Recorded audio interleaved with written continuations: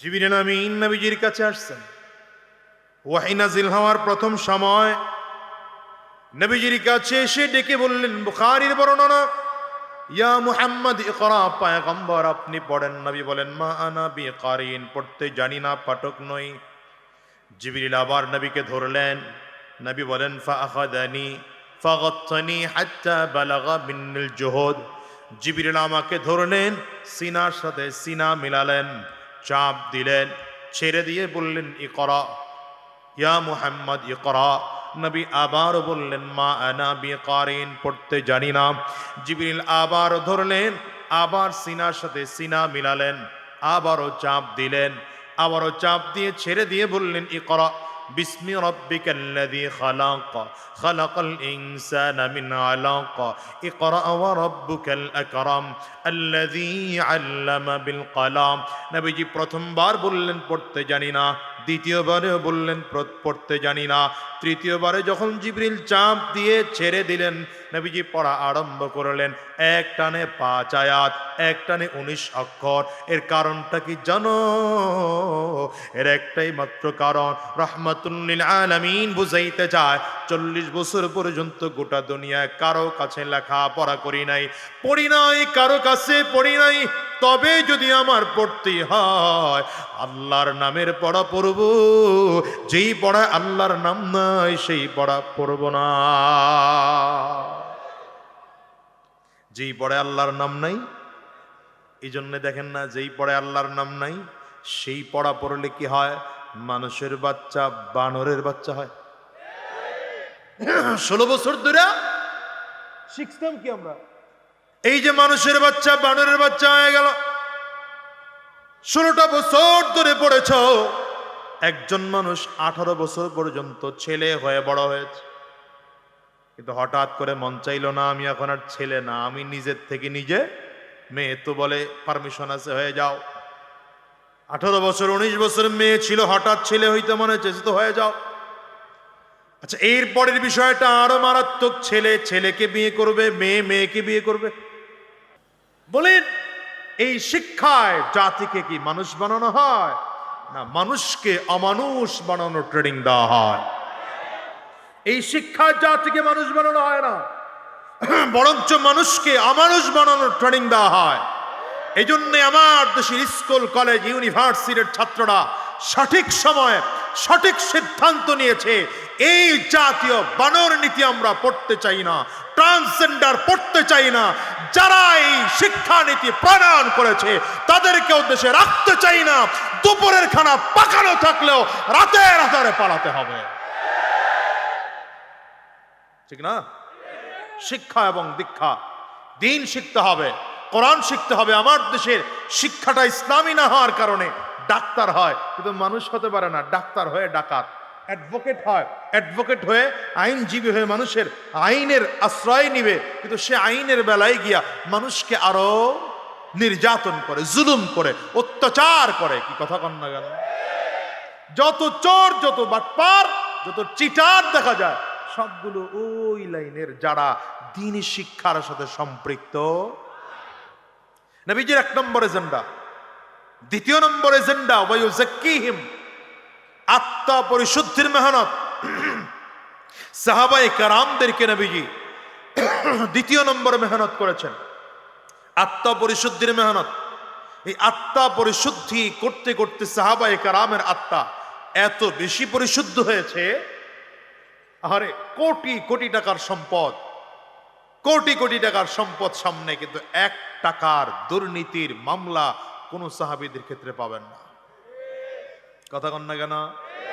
হযরত আবু বকর সিদ্দিক রাদিয়াল্লাহু আনহু রাষ্ট্র পরিচালনা করেছেন 2 বছর 4 মাস, 2 বছর 6 মাস।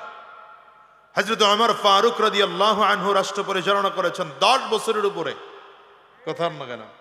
হ্যাঁ, কিন্তু আপনি দুর্নীতি দেখান তো। আবু বকর সিদ্দিক রাদিয়াল্লাহু আনহুর একটা দুর্নীতির মামলা দেখান। হযরত ওমর রাদিয়াল্লাহু আনহু তো অর্ধ পৃথিবী শাসন করেছেন, 2.25 কোটি বর্গ মাইল শাসন করেছেন, একটা দুর্নীতির মামলা দেখান। অথচ আমাদের দেশে কি দেখা যায়? 5 বছর রাষ্ট্র চালায়, মামলার অভাব নাই। 17 বছর 16 বছর যারা রাষ্ট্র চালাইছে, দুর্নীতি করতে করতে করতে পরিস্থিতি এমন হয়েছে 10 ব্যাংকের লেনদেন শেষ পর্যন্ত বন্ধ করে দিতে হয়েছে। কি কথা কন না কেন? এটা কি বুঝলেন? কি বোঝা গেল?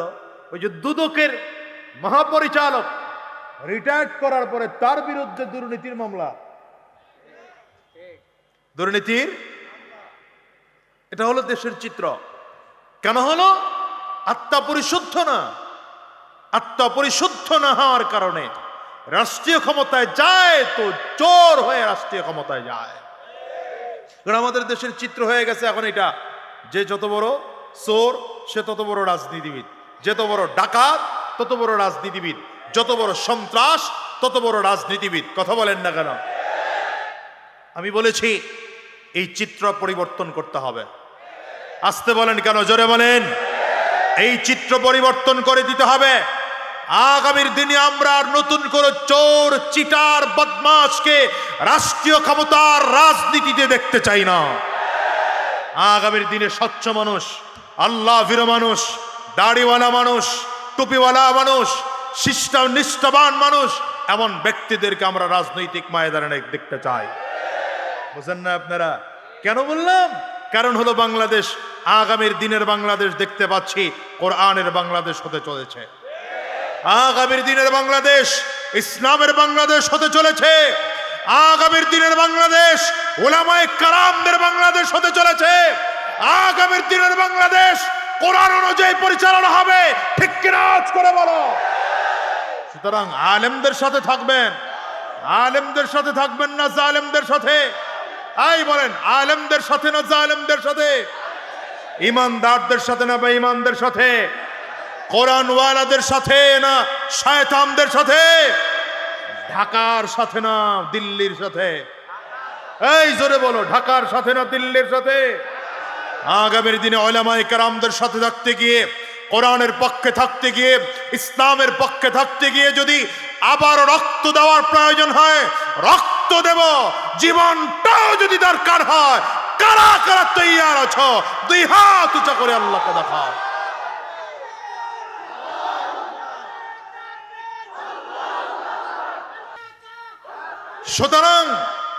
সুতরাং এখান থেকে ওয়াদা করতে হবে, আগামীর দিনে আমরা যাকে তাকে নেতা, এখন তো নেতার অভাব নাই, ডানে নেতা, বামে নেতা, সামনে নেতা, পেছনে নেতা, উপরে নেতা, নিচে নেতা, পাতি নেতা, বড় নেতা, ছোট নেতা, ডুপ্লিকেট নেতা, গাছে ঝুলে সেও নেতা। 5 আগস্ট, 4 আগস্ট, 3 আগস্ট ছাত্রদের আন্দোলনের সাথে কোন রাজনৈতিক নেতা পাই নাই। সেদিন নেতা পেয়েছিলাম একজন, সেদিন নেতা পেয়েছিলেন একজন, শায়খুল হাদিস মুফতি সৈয়দ ফয়জুল করিম শায়খ চরমনাই। ঠিক কিনা বলো? এখন তো পরিস্থিতি এমন হলো, একজন খাইয়া ভাগছে আর একজন খাওয়ার জন্য রেডি হচ্ছে। খাওয়ান তো পরিবর্তন হয়নি, শুধু চেহারা পরিবর্তন হয়েছে। আগে মামায় খাইতো, এখন চাচায় খায়। আগে কালা মিয়া খাইতো, এখন লাল মিয়া খায়। কথা বলেন না কেন? এই দুর্নীতি চিরজীবনের জন্য বাংলাদেশ থেকে বন্ধ করতে হবে। দুঃশাসন চিরজীবনের জন্য বাংলাদেশ থেকে বন্ধ করতে হবে। চুরি বাংলাদেশ থেকে চিরজীবনের জন্য বন্ধ করতে হবে। বাংলাদেশ থেকে চিটারি চিরজীবনের জন্য বন্ধ করতে হবে। ঠিক কিনা আওয়াজ করে বলো। এই জন্য নবীর আদর্শের নেতা মানো, এই দুনিয়ার আদর্শের নেতা না। আমি এই জন্যে 5 আগস্টের পরে স্লোগান দিয়েছি, সব নেতার কবর দে, নবীর উম্মত খবর দে। নবীর উম্মত খবর দে, নবীর উম্মত খবর দে, সব নেতার কবর দে। আমার কথা গায় না তো এরা? জোরে বলে না তো? সব নেতার কবর দে, নবীর উম্মত খবর দে। ঠিক কিনা বলো? নেতা মানো তো নবীর সুন্নত বলা নেতা মানো। এখন তো নেতা পরিবর্তন, কত কায়দার নেতা আসতেছে। শোনো, সেই নেতা মানি যেই নেতার সাথে নবীর সুন্নতের মিল আছে। আওয়াজ করে চিল্লায় বলেন ঠিক কিনা? আরো জোরে বলেন ঠিক কিনা? তোমার নেতা আমার নেতা হয় না, স্লোগান হয় না। তোমার নেতা আমার নেতা, আমরা সবাই রাসূল সেনা, আমরা সবাই রাসূল সেনা। পারবেন স্লোগান দিতে? কাশি দেন, গলা ক্লিয়ার করেন। আয় ভালো করে কাশি দেন, ক্লিয়ার করেন। দুই হাত টান টান করে উঁচা করেন। ডানে আর বামে তাকিয়ে দেখেন হাত কে তোলে নাই, ধরে হাতটা মোহাব্বত করে তুলে দেন। হাতগুলো মুঠ করেন, ঝাঁকি দেন, শরীরের মধ্যে একটা স্পিড আসুক, দেন ঝাঁকি দেন। এবার কণ্ঠের যতটুকু আওয়াজ আছে পুরোটা আওয়াজ ছেড়ে দিয়ে তাকবীর হবে। মুসলমান রেডি? বলে না রেডি? আরো জোরে রেডি? নারে তাকবীর, নারে তাকবীর, নারে তাকবীর। তোমার নেতা আমার নেতা বিশ্বনবী মুস্তাফা, আমরা সবাই রাসূল সেনা, ভয় করি না বুলেট বোমা। দিয়েছি তো রক্ত, দিয়েছি তো রক্ত, রক্তের বন্যায় দিল্লি না ঢাকা, দিল্লি না ঢাকা, দালালি না রাজপথ। এটা মনে রেখা, এটা মনে রেখা। দালালও কিন্তু এখন পরিবর্তন হয়েছে। আগে হ্যাগর দালালি করতো, এখন এগর দালালি করে। আগে তাদের দালালি করতো, এখন দালাল কিন্তু সবসময় দালালি করেই চলে। চামচাগুলো কিন্তু চামচাগিরি করেই চলে। এতদিন ওদের পা চাটতো, এখন এদের পা চাটা শুরু করেছে। এদেরকে সমাজ থেকে জাতীয়ভাবে আন্তর্জাতিকভাবে বয়কট করতে হবে। কয়টা গেল? গেছে, ভুলে গেছে। কয়টা? নবীজির 1 নম্বর এজেন্ডা তালিম ও তারবিয়াত, 2 নম্বর তাজকিয়াতুন নফস, আত্মা পরিশুদ্ধির মেহনত। এমন নেতা হতে চাই, এমন জনগণ বানাতে চাই, এমন দেশ করতে চাই যেই দেশের অধিকাংশ মানুষ আত্মা পরিশুদ্ধওয়ালা মানুষ থাকবে। কয়টা গেল? 3 নম্বর দাওয়াত ও তাবলীগ। এই 2টা কাজ যখন ক্লিয়ার হবে, আমার মতো আরেক ভাইকেও বানানোর জন্য দাওয়াত দেওয়া শুরু করব। এটা হচ্ছে দাওয়াত ও তাবলীগ। বলেন 3 নম্বর কাজ কি? দাওয়াত ও তাবলীগ, নবীজির কাজ। এই 3টা কাজ ক্লিয়ার হয়ে যাওয়ার পরে নবীজির 4 নম্বর কাজ জিহাদ। কি কাজ? বলেন। জিহাদ মানে কি? জিহাদ বললে আপনারা একদল আছেন আবার যারা জঙ্গি বলেন হুজুর করে, কথা কয় না? একদল আছে হুজুর করে আবার মৌলবাদ বলা শুরু করেন। তা আমি তো বলি মৌলবাদ অসুবিধা নাই, হুজুরদেরকে মৌলবাদ বলে গালি দিলে আমরা গর্ববোধ করি, কারণ আলেমরাই সত্যিকার মৌলবাদ। ঠিক কিনা বলেন? এরা মূলের উপরে আছে, সত্যের উপরে আছে, ইসলামের উপরে আছে। ঠিক কিনা বলো? জিন্দাবাদ জিন্দাবাদ এই ইসলামী মৌলবাদ, মূল ছাড়া সব ভ্রান্তবাদ। মুর্দাবাদ মুর্দাবাদ জিন্দাবাদ জিন্দাবাদ এই ইসলামী মৌলবাদ, মূল ছাড়া সব ভ্রান্তবাদ। মুর্দাবাদ মুর্দাবাদ জিন্দাবাদ জিন্দাবাদ। ঠিক কিনা বলো? জ্ঞান পাপি পড় কাচার, মূল ছাড়া তৈন, মূল ছাড়া তৈ নাই কঠিক। ধর্মে নাস্তিক জন্মে জারুদ, ছুটছে ওরা দিক বিদি। মূল ছাড়া সব বড় গাছা আর রুশ ভ্রান্ত মতবাদ, মূল ছাড়া সব বড় গাছা আর রুশ ভ্রান্ত মতবাদ। মানুষ নাকি বানর জাতি, ডারউইনের ভ্রান্তবাদ। জিন্দাবাদ জিন্দাবাদ এই ইসলামী মৌলবাদ, মূল ছাড়া সব ভ্রান্তবাদ। মুর্দাবাদ মুর্দাবাদ জিন্দাবাদ জিন্দাবাদ। কষ্ট হয় আপনাদের? অসুবিধা হয়? ভাই, নবীজির 4 নম্বর এজেন্ডা ছিল জিহাদ। জিহাদ মানে কি? সহজ কথায় বুঝেন, ইসলামকে দেশের সর্বোচ্চ চূড়ায় পৌঁছানোর জন্য যত ধরনের চেষ্টা ফিকির মেহনত আছে, এর আরবি নাম হলো জিহাদ। আরবি নাম কি? এই জিহাদ মানে হচ্ছে দ্বীনকে আল্লাহর জমিনে কায়েমের জন্য চেষ্টা করো, মেহনত করো, ফিকির করো। এই জন্যই তো নবী উহুদের ময়দানে রক্ত ঝরিয়েছেন, তায়েফের জমিনে মার খেয়েছেন, খন্দকের ময়দানে পাথর বেঁধে খনন করেছেন। কথা কয় না? ঠিক না? ওয়াল্লাযী বাআসা ফিল উম্মিয়িনা রাসূলা রাসূলাম মিনহুম ইয়াতলু আলাইহিম আয়াতিহি ওয়া ইউযাক্কিহিম ويعلمهم الكتاب والحكمة وإن كانوا من قبل لفي ضلال مبين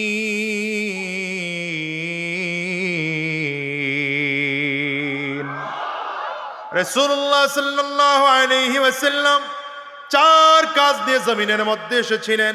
এক নম্বর কাজ তালিম ও তারবিয়াত, দ্বিতীয় নম্বর কাজ তাজকিয়াতুন নফস, তিন নম্বর কাজ দাওয়াত ও তাবলীগ, চার নম্বর জিহাদ। রাহমাতুল লিল আলামিন জমিনে দ্বীনকে বাস্তবায়ন করার জন্য তায়েফের জমিনে গিয়ে মার খেয়েছেন, দাওয়াত বন্ধ করেন নাই।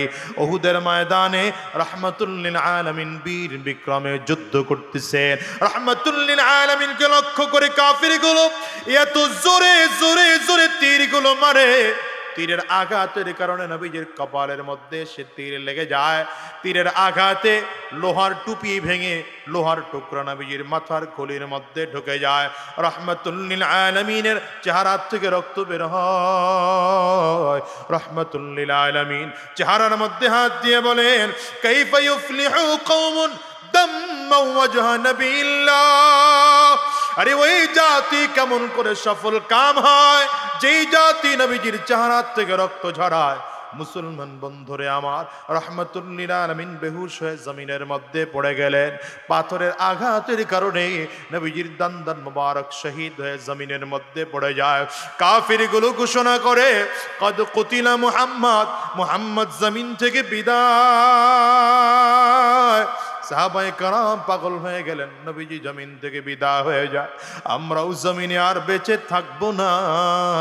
হযরত আবু বকর সিদ্দিক দৌড়ায়, ওমর ফারুক দৌড়ায়, হযরত উসমান দৌড়ায়, হযরত আলী দৌড়ায়। মদিনার গলি দিয়ে এলান দিয়ে যায়, নবী আমার জমিন থেকে বিদায়। হানজালা রাদিয়াল্লাহু আনহু সেদিন স্ত্রীর সাথে কথা বলতেছিলেন, যুদ্ধের ময়দানে যান নাই।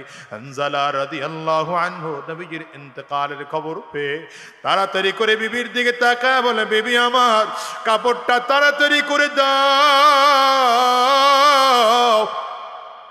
কাপড় দিলেন, শরীরের মধ্যে কাপড় জড়াইয়া এক হাতের মধ্যে ঢাল নিয়ে আর এক হাতে তরবারি লইয়া পাগলের মতো করে সামনের দিকে দৌড়ায়। বিবি বলেন, কই যাও?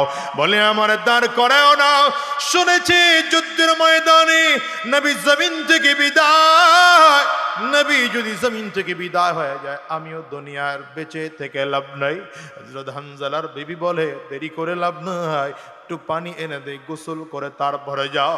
বলে, গোসল করার সময় নাই, রাহমাতুল লিল আলামিন জমিনে নাই, আমি হানজালারও বেঁচে থেকে কোনো লাভ নাই। যুদ্ধ শেষ হয়ে গেল। সাহাবায়ে কেরাম শুহাদায়ে উহুদের লাশগুলো একত্রিত করতেছে। রাহমাতুল লিল আলামিন অসুস্থ অবস্থায় কাজের তদারকি করেন। হঠাৎ করে তাকিয়ে দেখছেন একজন মহিলা লাল কাপড় আকাশের মধ্যে উড়াইতেছে আর বলেন, পয়গম্বর, সব সাহাবীকে তো আপনি গোসল ছাড়া দাফন দিবেন, আমার স্বামীকে আপনি গোসল ছাড়া দাফন দিবেন না। নবী আমার বলেন, মাগো কে তুমি বলো। মহিলা ডেকে বলেন, পয়গম্বর, আমারে আপনি চিনবেন না, আমি আপনার হানজালার বিবি। আমার স্বামী আপনার ইন্তেকালের খবর বের করে থাকে নাই, ও যুদ্ধের ময়দানে এসে শহীদ। আল্লাহর নবী সাহাবায়ে কেরামদেরকে বললেন, আমার তাড়াতাড়ি করে হানজালার লাশটা খুঁজে বের করো। জিবরিল আমিন নবীজির কানে এসে কর, হানজালার লাশ খোঁজা লাগবে না, আপনার হানজালাকে আল্লাহ তাআলা আসমানে উঠাইয়া ফেরেশতাদের মাধ্যমে জান্নাতি পানি দিয়ে গোসল করাইয়া পাঠায়া দিছে।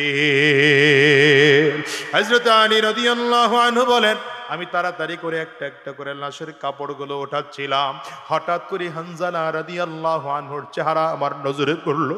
আমি তাকিয়ে দেখি হানজালা রাদিয়াল্লাহু আনহুর তাজা গোসলের পানিটা চুল বেয়ে বেয়ে বেয়ে বেয়ে জমিনের মধ্যে পড়ে পুরো শরীরটা ভিজা হয়ে আছে।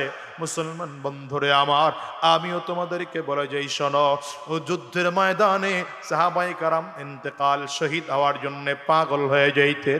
তোমার আমার জীবনটা কয়দিনের বলো, আজ আছে আগামীকালকে থাকবো এমন কোনো গ্যারান্টি নাই। এই জন্য বলে যাই, শোনো, যদি যুদ্ধের ময়দানে গিয়া শহীদ হওয়া যায় আল্লাহর দ্বীনের জন্য যদি জীবন দেওয়া যায় ওই জীবনের বড় দাম। এমনি মরলে জান্নাত পাবো কিনা জানি না, এই জন্য আগামীর ময়দানে যদি ওলামায়ে কেরামদের আবার ডাক আসে, আলেমদের ডাকে সাড়া দেওয়ার জন্য কারা কারা তৈয়ার আছো দাঁড়িয়ে দেখাও, বসে নয় দাঁড়িয়ে দেখাও। আল্লাহকে ডেকে বলো আল্লাহ, চিৎকার করে বলো আল্লাহ, আরো জোরে বলো আল্লাহ, চিল্লায় আরো জোরে বলো আল্লাহ। আমরা তোমার দ্বীনের জন্য জীবন দিতেও তৈয়ার আছি, তোমার জীবন তোমার দ্বীনের জন্য রক্ত দিতেও তৈয়ার আছি। এই জমিন মুসলমানদের বাহিরে কাফিরদের কবজায় দিও না, এই জমিনটাকে মেহরবানি করে আলেমদের কবজায় দিও, মুসলমানদের কবজায় দিও। চিল্লায় বলো আমিন, আরো জোরে আওয়াজ দিয়া জোরে বলো আল্লাহুম্মা আমিন। হাতগুলো নামান, বসে পড়েন আমার ভাইয়েরা। যে কথা বুঝাতে চেয়েছিলাম, নবীজির 4 এজেন্ডার কাজ, ইলম ও তারবিয়ত, তাজকিয়াতুন নফস, দাওয়াত ও তাবলীগ, জিহাদ, এই 4টা বিষয়ের উপরে আল্লাহ তাআলা আমাদেরকে কাজ করার তৌফিক দান করেন, বলেন আমিন। ভাই বলতেছেন চেয়ারম্যানই কেমন চলতেছে ফিতনা ফাসাদের জমানায়? সোজা উত্তর, পালাই নাই, এখনো আছি। যারা পালানোর ওরা ভাবছে চেয়ারম্যানেও নাই, আমরা আছি, চেয়ারম্যানেও আছে। কারণ হাওয়ার সময় করে পিটাইয়া হইছি। দোয়া চাই, দোয়া করি।